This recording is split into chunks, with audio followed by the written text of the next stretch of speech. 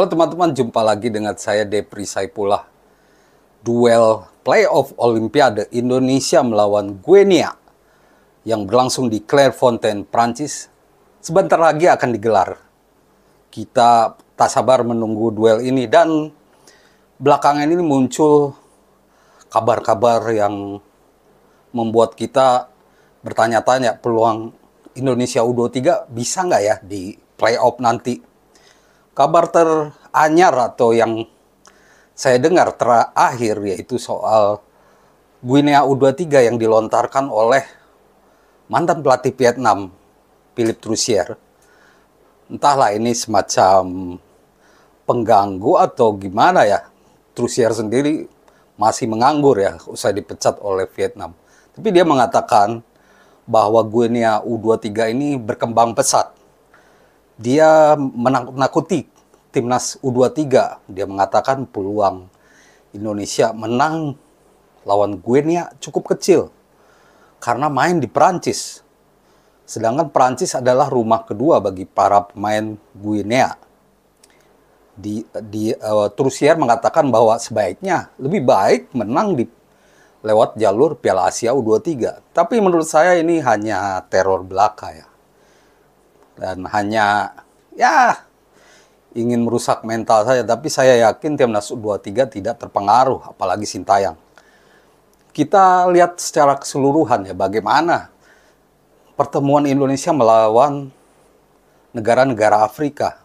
Dari catatan yang saya baca, dari statistik yang saya baca, memang kita jarang menang melawan tim Afrika, utamanya yang kuat-kuat seperti Libya, Mesir, Ghana, Kamerun. Tapi duel-duel itu berlangsung cukup lama di tahun 80-an ya. Yang teranyar itu saat Kamerun menang 1-0 lawan Indonesia di 2015. Setelah itu ada juga kemenangan kita lawan Burundi di FIFA Matchday pada 2023 lalu. Kita menang 3-1 lalu imbang 2-2. Dari sini kita bisa menjadikan patokan bahwa Sintayong juga tidak aneh melawan tim-tim Afrika. Walaupun Burundi bukan tim top, tapi waktu itu Burundi juga diperkuat oleh pemain-pemain top, bahkan yang main di Liga Inggris. Saya lupa lagi namanya, tapi pemain-pemain mereka juga bagus. Tapi kita bisa mengalahkan. Itu artinya bahwa peluang timnas U23 melawan Guinea U23 juga cukup terbuka. Nah, bagaimana dengan kualitas Guinea-nya sendiri? Kalau saya melihat bahwa mereka juga baru bangkit ya.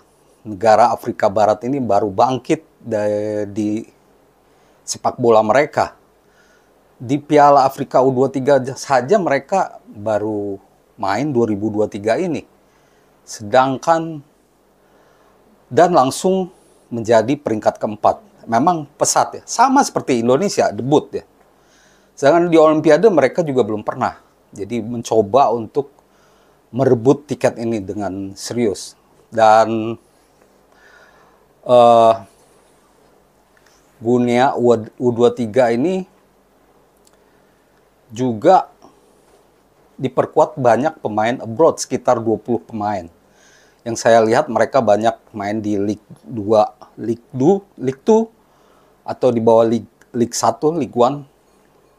Lalu Liga Yunani, Liga Turki.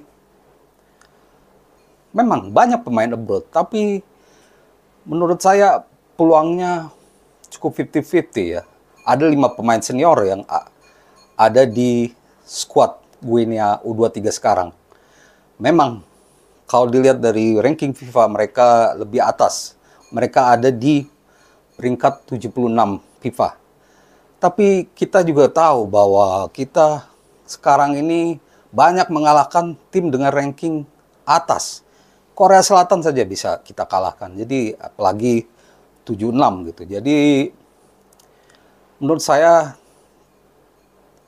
tidaklah sengeri itu lah. Guinea U23 tidak sengeri itu walaupun kita tidak menganggap enteng ya bagaimana kekuatan mereka. Dan yang pasti duel Indonesia melawan Guinea. Ini menjadi gengsi antara Asia versus Afrika. Secara tidak langsung ini menjadi show tersendiri bagi dua benua. Siapa yang akan mengirimkan wakil terbanyak di Olimpiade 2024? Asia sudah mengirimkan 3 wakil. Irak, Jepang, Uzbekistan. Afrika juga sudah 3 wakil. Mali, Maroko, dan Mesir. Nah, siapa yang bisa mengirimkan 4 wakil? Ini antara Indonesia melawan Guinea U23. Kalau Indonesia berhasil memenangkan ini, seperti yang diharapkan Sintayong, itu artinya gengsi Asia lebih tinggi dari Afrika. Dan di Olimpiade nanti, kalau berhasil, Indonesia atau Guinea akan satu grup dengan tuan rumah Prancis, Amerika Serikat, dan Selandia Baru. Lebih sulit lagi, tapi kita tidak memikirkan itu, yang penting lolos dulu. Dan saya punya keyakinan ini peluang masih terbuka, karena Sintayong pun sudah menyiapkan betul bagaimana strategi menghadapi ini. Dia juga mengatakan peluang itu masih terbuka. Ini jadi pertaruhan buat dirinya sendiri, karena Indonesia sudah 68 tahun tidak main di Olimpiade. Terakhir tahun 56, sangat lama. Untuk meraih target itu, Timnas U23 memanggil 2 pemain baru, yaitu Elkan Bagot dan Alfreanda Dewangga. 2 pemain ini dikabarkan akan segera bergabung dengan para pemain lain di Paris. Kalau Alfreanda Dewangga sedang di perjalanan, sedangkan Elkan Bagot masih menunggu kabar dari Ipswich Town-nya. Harusnya bisa dilepas karena Ipswich Town juga sudah promosi ke Liga Inggris. Tidak ada lagi pertandingan, jadi tidak ada alasan untuk menahan Elkan Bagot yang musim depan akan main di Liga Inggris. Begitu senangnya dia bisa menjadi bagian dari Ipswich Town. Ini menjadi semangat tersendiri buat back berpostur tinggi ini. Dan pastinya menarik, ada Dewangga dan Elkan Bagot akan melapis hilangnya Justin Hubner dan Rizky Ridho.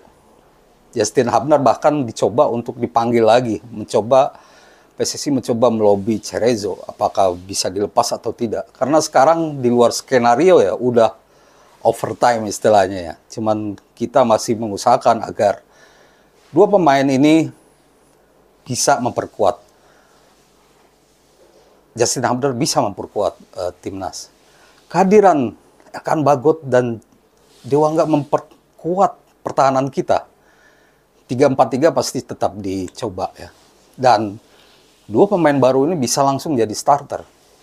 Dewangga dan Elkan Bagot sebagai pengganti Justin Hubner. Ditambah Ferrari. Rizky Ridho simpang siur ya. Ada yang bilang bisa main, tapi ada yang bisa bilang dia masih terkena sanksi. Dan sepertinya Ferrari yang akan main sebagai starter. Sedangkan di tengah dan di depan tetap sama. Ivar Reners akan berduet lagi dengan Nathan Chuaon karena ini sepertinya yang paling kuat. Sedangkan Marcelino lebih baik di posisi sayap kiri ya, penyerang kiri. Witan di kanan dan Struijk di tengah. Di luar itu juga ada kabar bahwa PSSI mencoba untuk melobi FIFA yang masih memutuskan bahwa duel ini digelar secara tertutup dan hanya disiarkan lewat FIFA Plus atau aplikasi FIFA Plus. Aplikasi ini tidak bisa diakses dengan mudah, maka itu Ketua PSSI Erick Thohir kabarnya melobi FIFA agar duel ini bisa disiarkan langsung oleh televisi nasional karena tidak mudah untuk mengakses FIFA Plus itu. Harus pakai VPN dan yang lainnya, ribet. PSSI ingin semua masyarakat bisa menyaksikan duel playoff ini yang penting. sangat penting untuk sejarah timnas Indonesia. Dan kabarnya kita masih harus menunggu 1 atau 2 hari lagi apakah ini bisa lobby ini berhasil atau tidak. Demikian ulasan saya soal Indonesia lawan Guinea yang semakin dekat harinya. Semoga menjadi informasi yang baik buat teman-teman. Terima kasih sudah menonton dan salam olahraga.